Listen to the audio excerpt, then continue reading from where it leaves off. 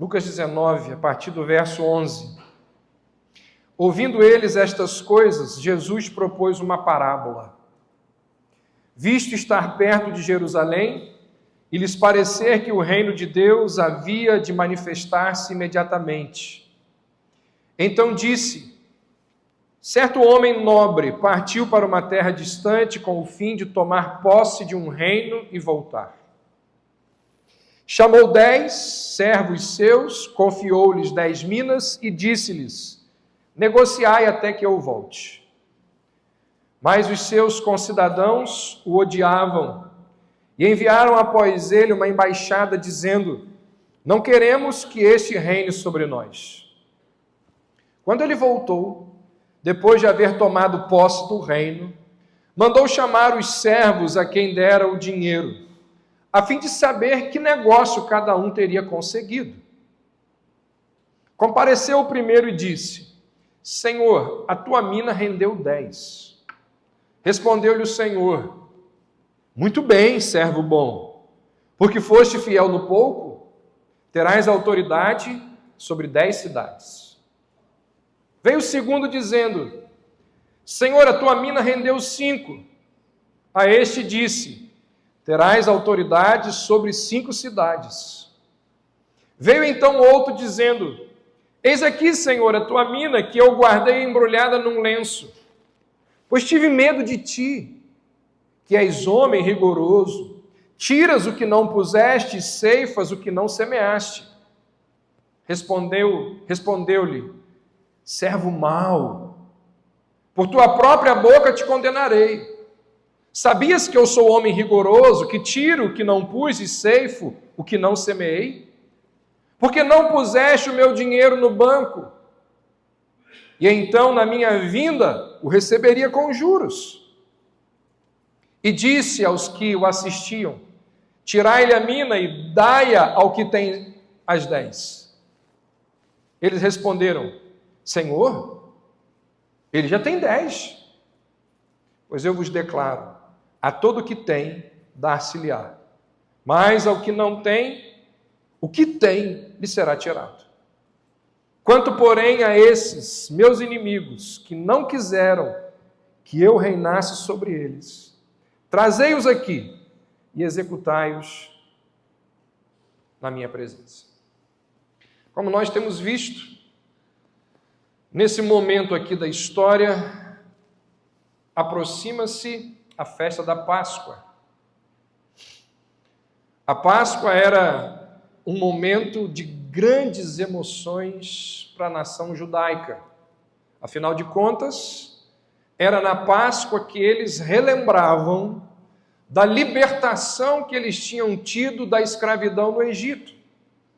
Das 7 festas anuais que os judeus celebravam, a Páscoa era sem dúvida a maior de todas.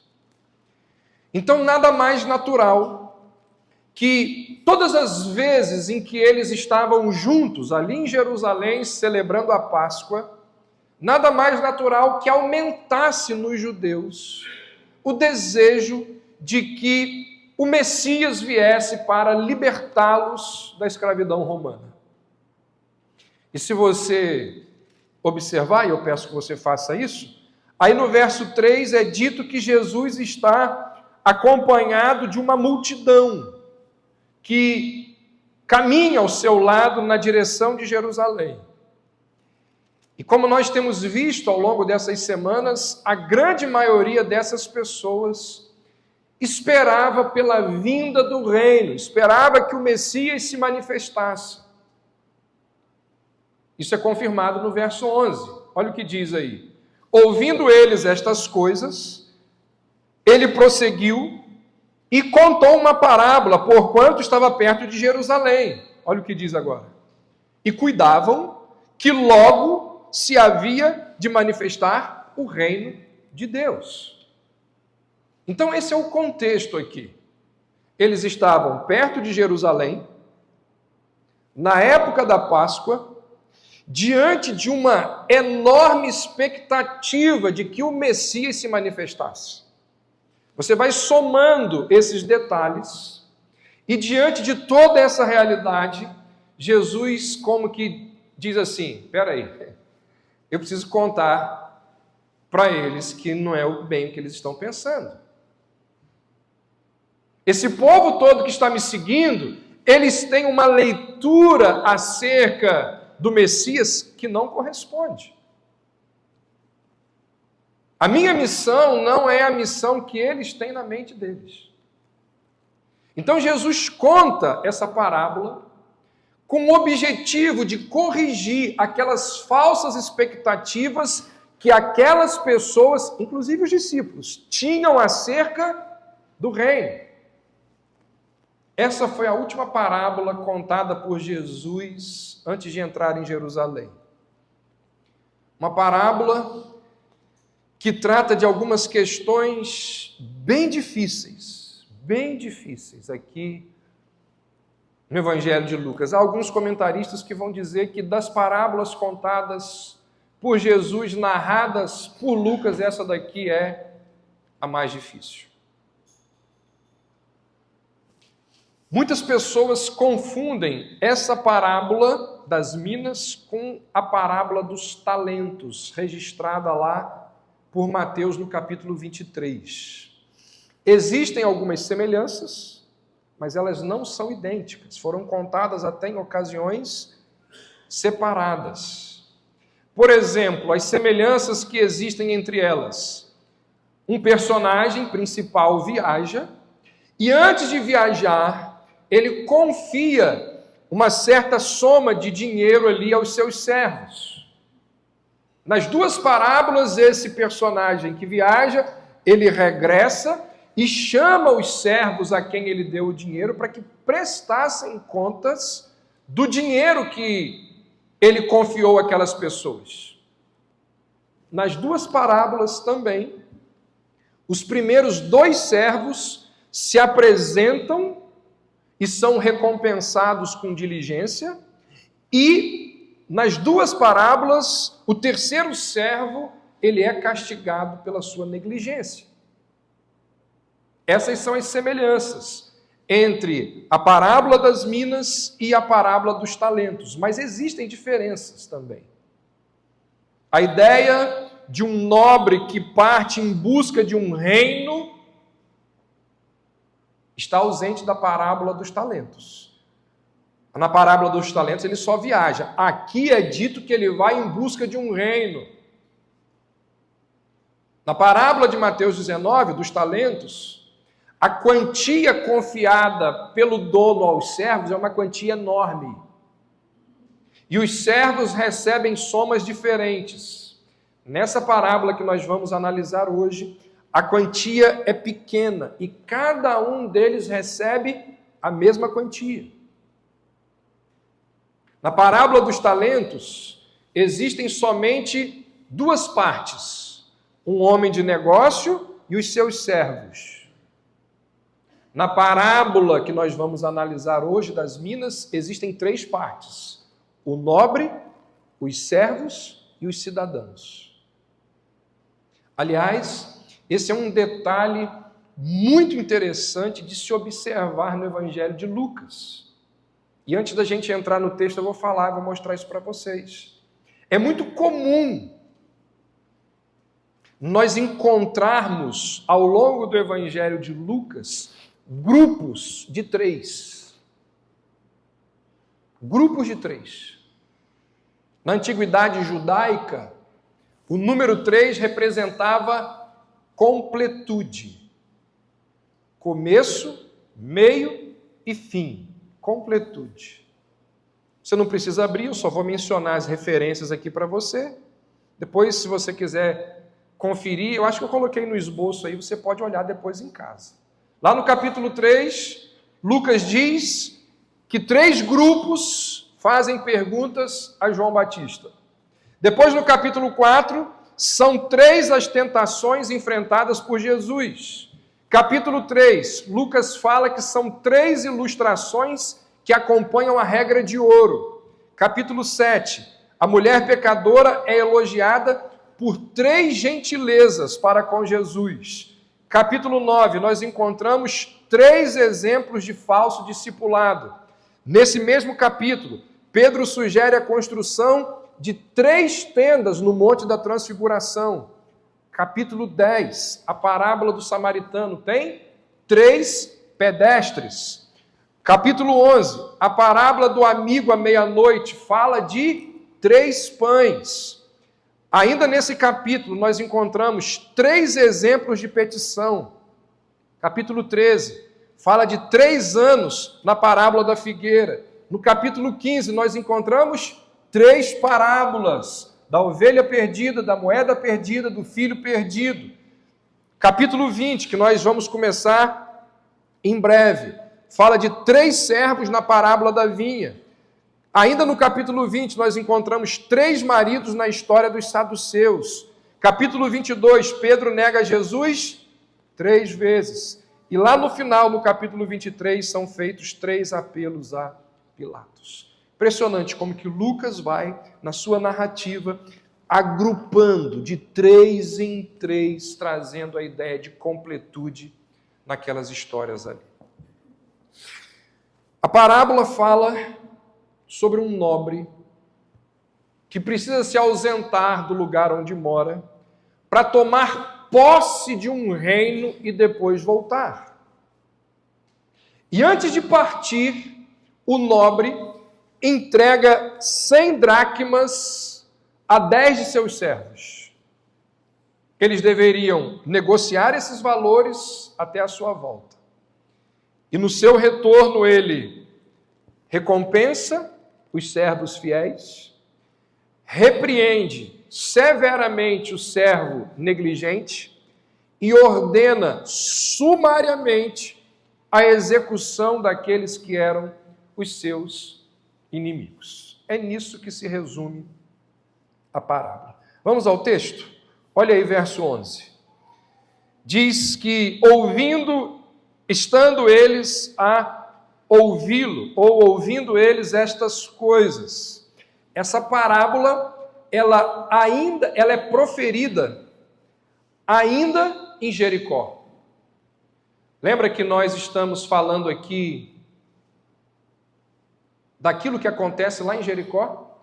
Vimos a cura de Bartimeu, vimos a conversão de Zaqueu. Então essa parábola ela ainda é proferida em Jericó. Logo depois ali do encontro de Jesus com Zaqueu. Apesar disso, nem Jericó e nem Zaqueu são o foco da parábola. Jesus conta a parábola, como disse há pouco, para corrigir uma expectativa equivocada daquelas pessoas que o estão seguindo na direção de Jerusalém. E aí então diz que, estando eles a ouvi-lo, o que as pessoas estão ouvindo aqui? Aquilo que está no verso anterior. E o que tem no verso anterior? Olha aí, o Filho do Homem veio buscar e salvar o perdido. É isso que elas estão ouvindo. E Jesus vai mostrar àquelas pessoas que ele não veio para derrubar Roma. Ele não veio para estabelecer um reino terreno. Ele não veio para corrigir os erros sociais, as desigualdades civis. Ele não veio para instituir o triunfalismo dos judeus. Não, Jesus não vem para nada daquilo que os judeus aguardavam, pensavam equivocadamente. Ele diz: eu vim para oferecer salvação a todos os que confessassem a sua pecaminosidade, a todos que se arrependessem e crescem nele. Foi para isso que ele veio. E as histórias que ele conta são histórias nesse sentido. Ovelhas perdidas, moedas perdidas, filhos perdidos, o mendigo Lázaro, odiado por todos, mas amado por Deus, que termina no céu. A salvação do leproso, a salvação de um publicano, a salvação de 2 cegos, a salvação de um desprezado cobrador de impostos chamado Zaqueu. É tudo isso que a gente tem visto aqui no Evangelho de Lucas. E todas elas são histórias sobre salvação. Foi para isso que ele veio. Para que o Filho do Homem veio? Ele diz, para buscar e salvar o perdido. Jesus não veio, gente, para tornar o mundo um lugar melhor de se viver. Jesus não veio para corrigir os males terrenos, os abusos que existem nesse mundo. Jesus não veio para acabar com a pobreza, a injustiça, a escravidão, a corrupção. Ele não veio fazer essas coisas. Ele veio buscar e salvar os perdidos. Por mais que a teologia da libertação, por mais que a teologia da missão integral da igreja, com suas ênfases ali no evangelho social, queiram defender a tese de que Jesus veio para consertar as instituições sociais, essas pessoas estão completamente equivocadas. Essas teologias estão erradas, porque se essa foi a missão de Jesus, ele falhou, e falhou feio. Ele não veio para isso.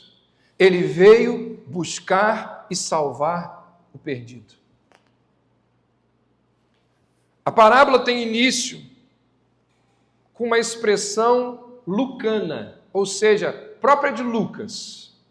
Olha o que diz aí o verso 12. Certo homem nobre.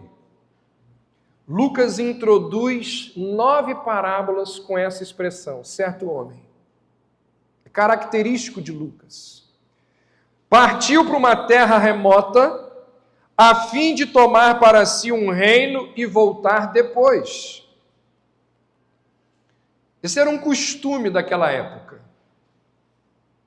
Nobres se dirigiam até o centro do poder, no caso aqui é Roma, e eles iam ali com o objetivo de serem confirmados como rei de uma determinada região.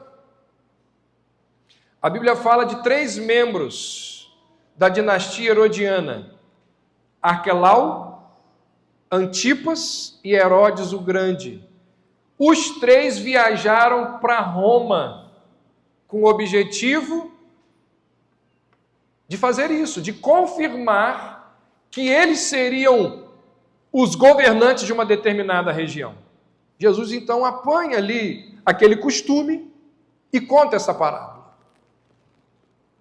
Só que diz a história que os cidadãos do reino, daquele reino ao qual ele vai tomar posse, não queriam aquele nobre como rei deles.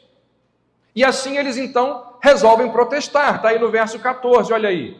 Mas os seus concidadãos o odiavam e enviaram após ele uma embaixada dizendo: não queremos que ele reine sobre nós. Então a história aqui qual é? Ele vai ser o rei daquela região, ele se ausenta, vai lá no centro do poder para ele tomar posse daquela região, e vai um grupo de pessoas atrás dele para dizer lá no centro do poder: a gente não quer ele não. A parábola não fornece nenhuma indicação de que aquele nobre mereça o ódio, mereça o antagonismo daquelas pessoas. O problema ali está com os súditos e não com o governante.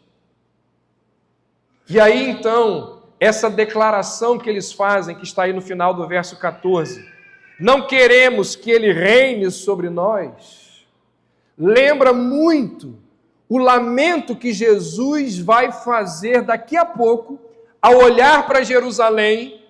Nós vamos chegar nesse texto, próximo capítulo, quando Jesus diz assim, ao olhar para Jerusalém: eu quis, mas vocês não quiseram. E aí, antes de viajar, diz a história que aquele nobre, olha aí verso 13, chamando 10 de seus servos, deu-lhes 10 minas e disse-lhes: negociai até que eu venha. A palavra grega utilizada aqui para negócios é... Precisam trocar a pilha? Eu troco aqui, pode deixar. A palavra grega utilizada aqui para negócios é a palavra pragma. É daí que vem a palavra pragmático. Ou seja, o nobre, ele está dizendo aqui aos seus servos: façam algo pragmático com isso. Entende isso? Vou repetir, porque eu estava trocando a pilha aqui do microfone, você pode ter dispersado. O nobre vira para os servos e diz assim: negociai. Essa palavra negócio aqui, no grego, é uma palavra que significa pragma, da onde vem a palavra pragmático. O que o nobre está dizendo para os seus servos é: façam algo pragmático com isso. Qual é a ideia aqui? O que vocês vão fazer não importa. O que eu quero é o lucro. É uma atitude pragmática. O fim justifica os meios. Uma mina essa mina, que Jesus menciona aqui, é a única vez no Novo Testamento que existe essa referência. E ela diz respeito a uma unidade da moeda da época equivalente a 100 dracmas. 100 dracmas correspondiam a 100 dias de trabalho. O ponto aqui não é o valor, é a fidelidade. O ponto aqui é como aqueles servos iriam proceder na ausência do Senhor.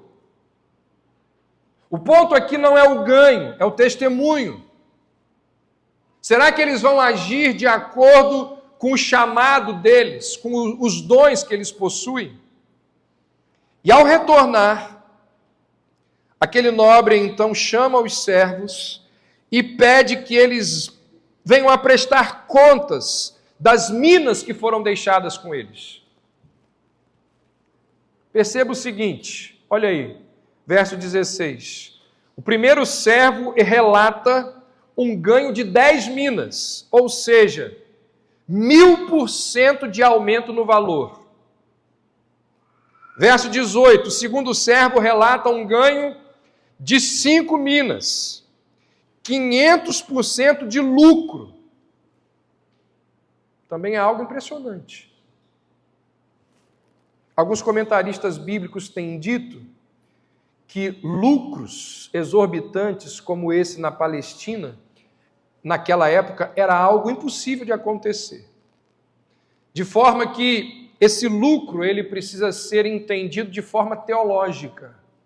Ou seja, aqueles que são fiéis ao Senhor, eles não conseguem prever os resultados daquilo que Deus pode fazer através daquela fidelidade.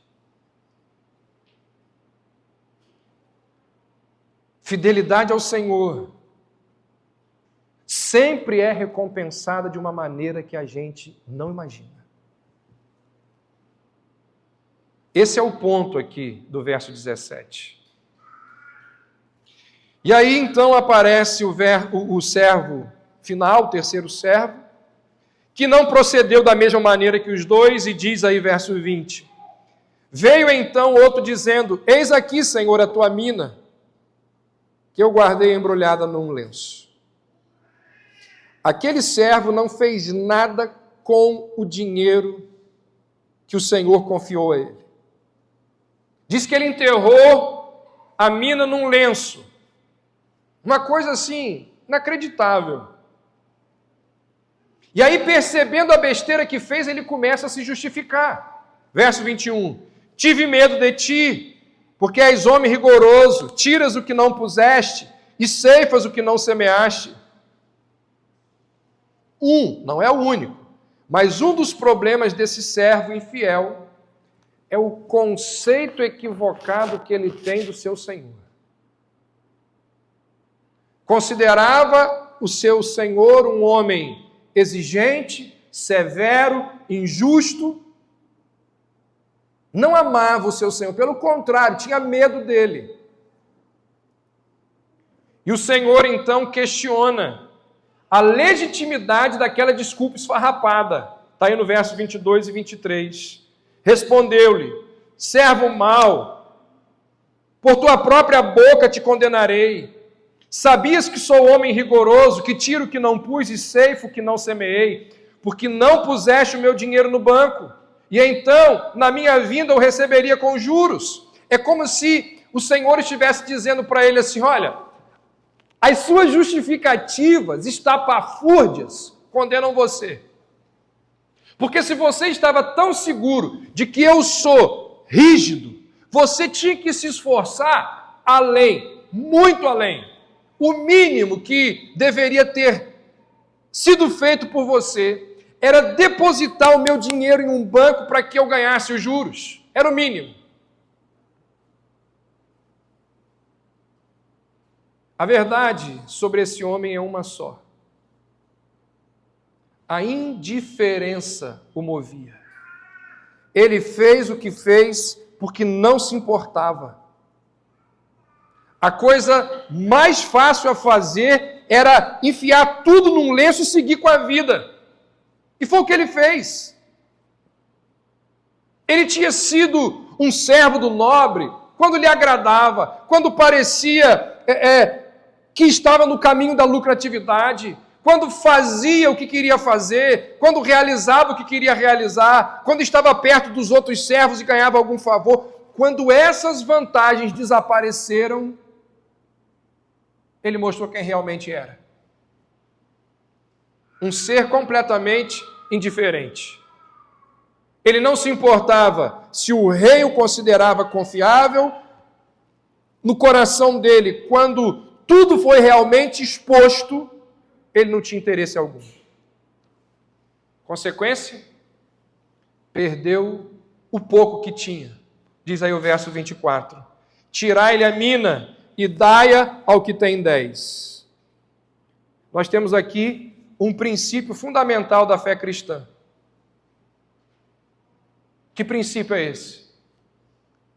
As oportunidades perdidas representam recompensas perdidas e possivelmente a perda do privilégio de servir. Você percebe?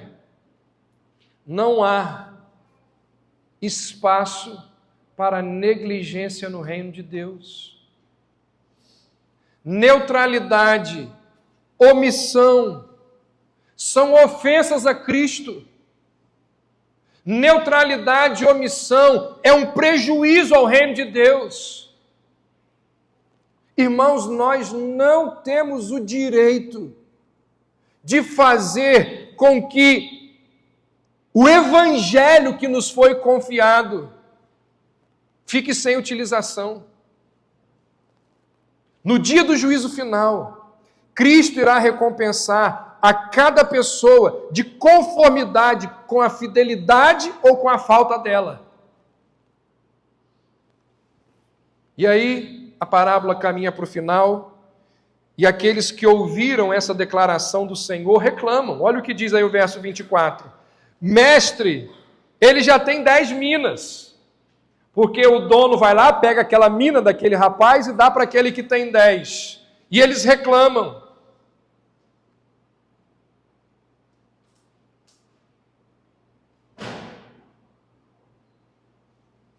Nada mais humano do que isso aqui. Nada mais característico da natureza humana do que não conseguir se alegrar com aquele que recebe mais. Pelo menos mais do que deveria. É impressionante como que a graça, ela nos é tão absurda. É impressionante como que a graça, ela sempre é ofensiva para uma ética de causa e efeito. Como que nós nos iramos com aquelas pessoas que Deus nitidamente abençoa com beleza, com capacidade, com dons. Inveja é o nome disso. E aí Jesus aproveita para ensinar uma verdade. Verso 26. Eu vos digo, a todo aquele que tem, mais será dado. Irmãos, é assim que a graça que vem dos céus opera.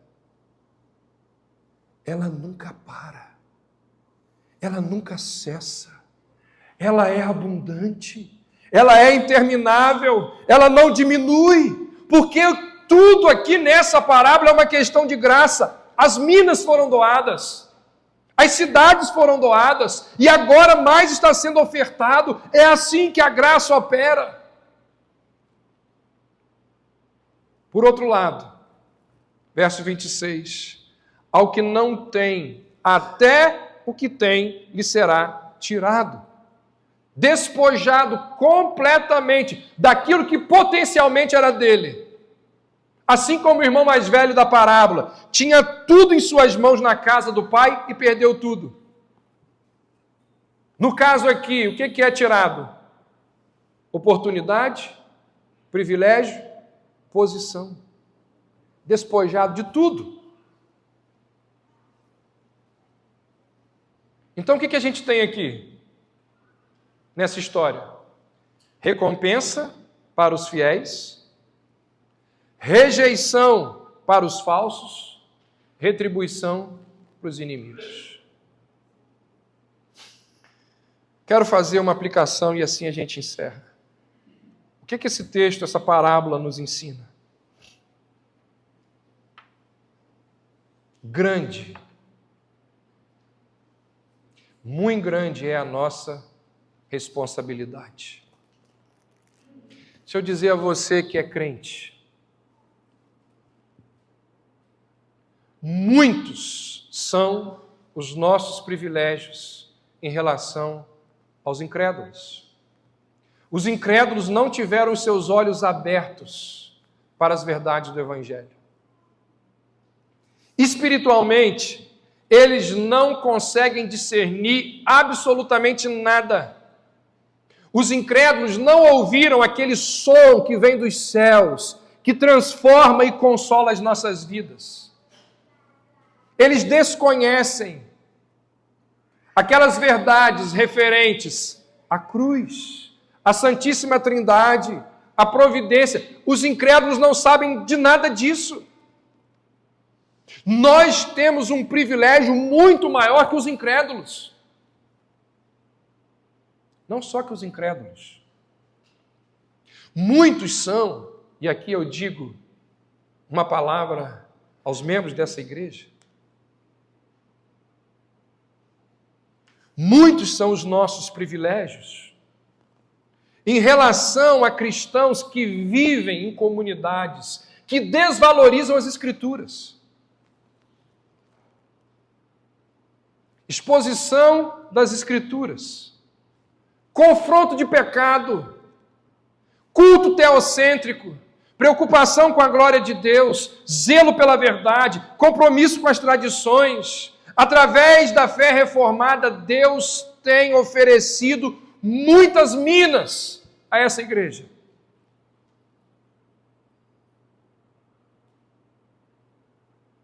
Mas tem um detalhe. Aquele a quem muito foi dado,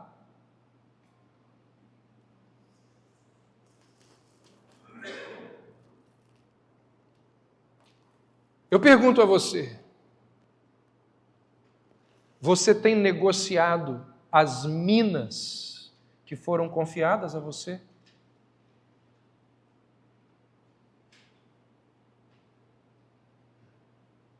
Nós estamos vivendo como homens e mulheres que sabem que um dia precisarão prestar contas.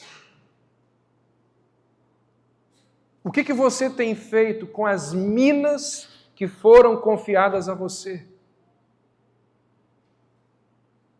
Mandou chamar os servos a quem dera o dinheiro, a fim de saber que negócio cada um teria conseguido.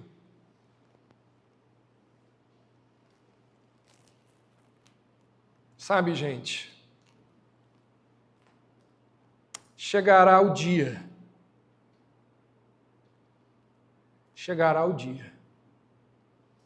em que Cristo irá recompensar cada um de acordo com as suas obras. O curso desse mundo não permanecerá para sempre da maneira que ele se encontra agora.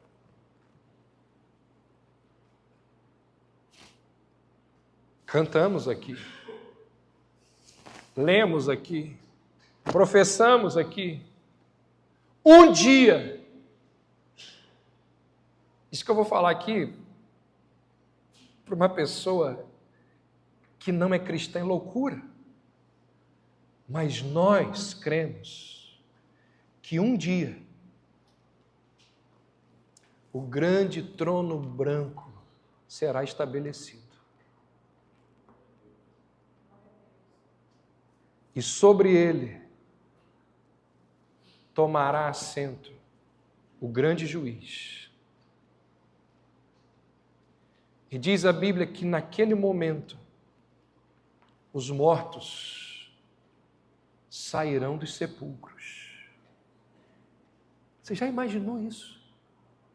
Não é Spielberg, é Apocalipse. É Bíblia, Daniel.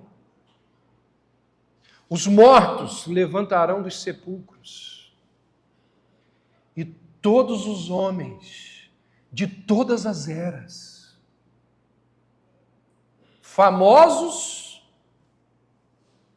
e ignorantes, pessoas que ninguém conhece, todos eles serão convocados diante do grande tribunal.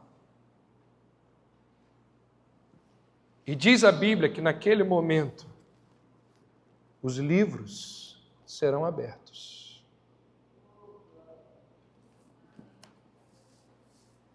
Grandes e pequenos, ricos e pobres, gente que viveu no século III, no século VI, lá na Idade Média, lá no período feudal, gente que vive nos nossos dias, gente que viveu lá no período neolítico, todos eles estarão diante do Senhor e prestarão contas e receberão de Deus a sentença eterna de acordo com a sua recompensa. A Bíblia diz que existe alguém, um ser, que não cabe aqui na nossa mente, um ser que conhece tudo e todos. E este ser, ele está vendo, registrando tudo que os seres humanos fazem aqui nesse mundo. Ai daqueles que são infiéis. Ai daqueles que receberam uma mina e estão enrolando-a num lenço e colocando embaixo da terra. Ai daqueles que Deus concedeu dons, capacidades, mas não fazem nada com isso, porque estão envolvidos com os prazeres desse mundo, dedicando seu tempo, seus recursos às coisas desse mundo, ignorando completamente o reino de Deus. Um dia, ele vai voltar e ele vai cobrar. Agora,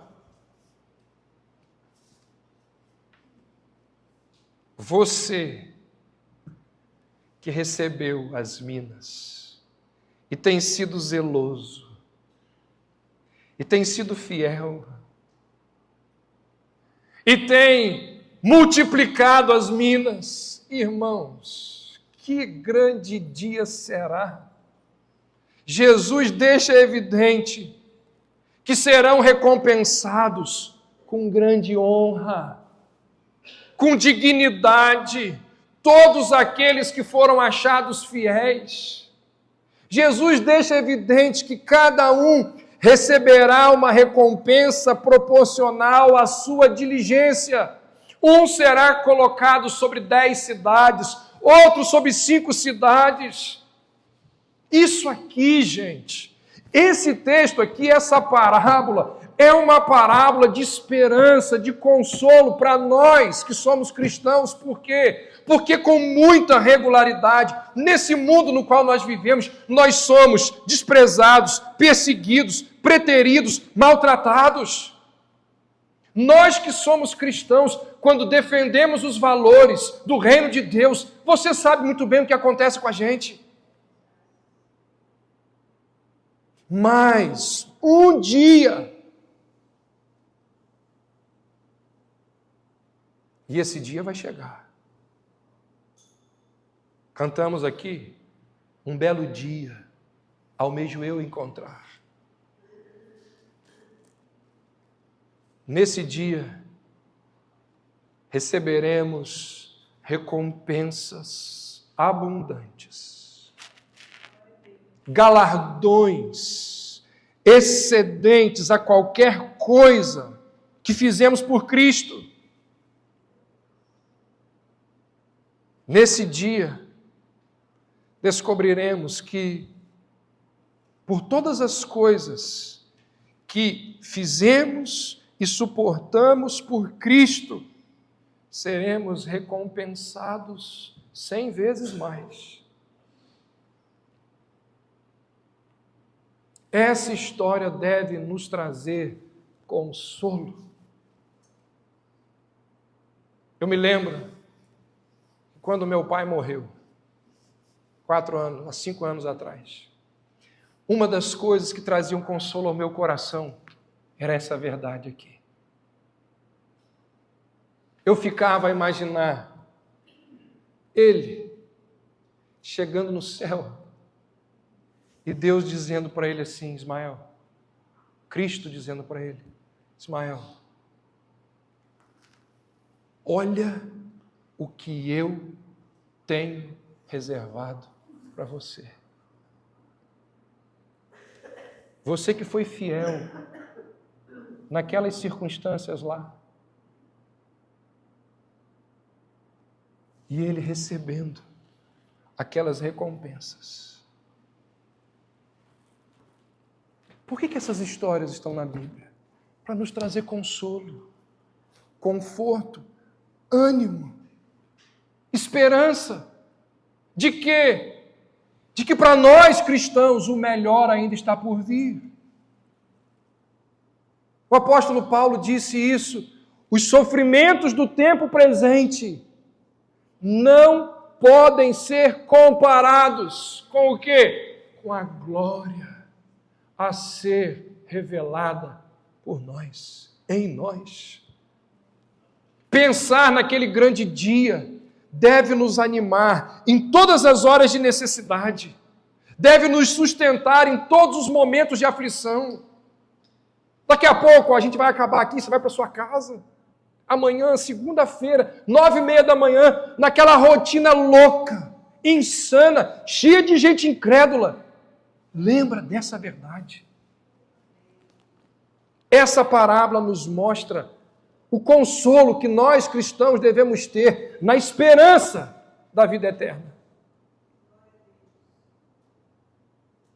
Perceba, além disso, ela nos mostra qual é a posição atual do nosso Senhor Jesus. Ele é comparado a certo homem nobre que o quê? Partiu para uma terra distante com o fim de tomar posse do reino e voltar. O apóstolo Paulo, escrevendo lá aos Efésios, capítulo 4, ele diz que quando Jesus deixou esse mundo, ele subiu aos céus como um vencedor, levando cativo o cativeiro. Está lá no céu, assentado à direita de Deus, realizando a sua obra como sumo sacerdote, intercedendo por todos aqueles que são dele. Mas a Bíblia diz que ele não vai ficar ali para sempre.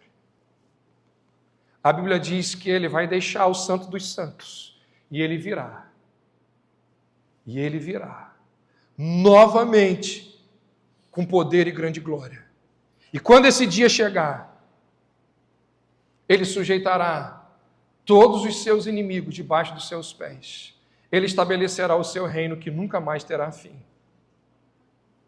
É ótimo saber que ele viveu, morreu, ressuscitou e intercede por nós. Mas é muito melhor saber que ele vai voltar. Que em breve ele vai retornar. Isso significa que nós vivemos hoje o período entre os versos 14 e 15 da parábola. O nosso Senhor está ausente, mas de acordo com as suas promessas, ele vai voltar. Enquanto ele não vem, nós recebemos a tarefa de sermos fiéis até que ele volte. Eu pergunto a você, o que o rei nos dirá quando ele voltar? O que o rei dirá a você quando ele voltar? As palavras de Jesus Cristo para você serão de castigo ou de recompensa? Ora, o que se requer dos despenseiros, o que disse Paulo, é que cada um seja encontrado fiel. Ele vai voltar. E ai daquele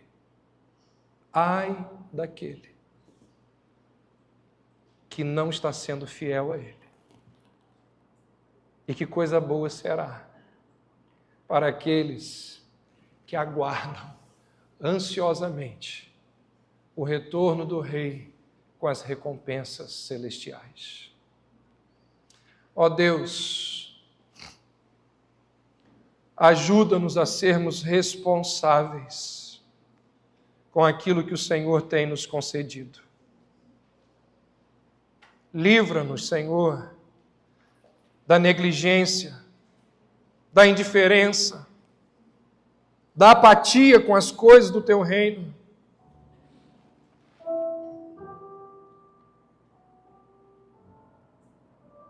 Que o nosso Senhor, quando voltar, que Ele nos encontre negociando as minas que nos confiou.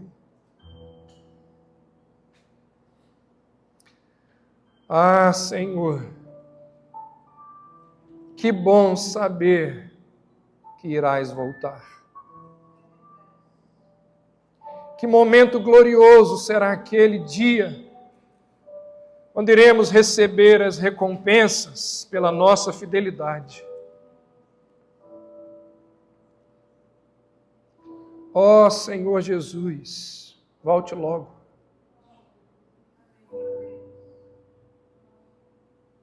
Venha logo, Senhor. Queremos nos encontrar com o Senhor.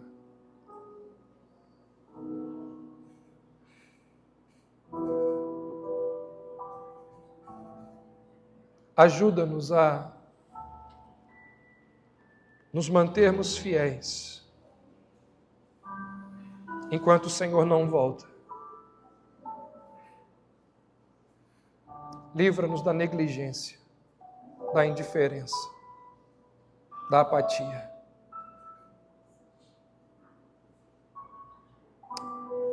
É a nossa oração, é o nosso pedido de que o Senhor volte. Mas enquanto esse dia não chega, que sejamos achados fiéis. Oramos assim, em nome de Jesus. Amém. Se você gostou desse conteúdo, deixe o seu like, compartilhe o vídeo e ative as notificações para sempre ser informado sobre novos vídeos do nosso canal.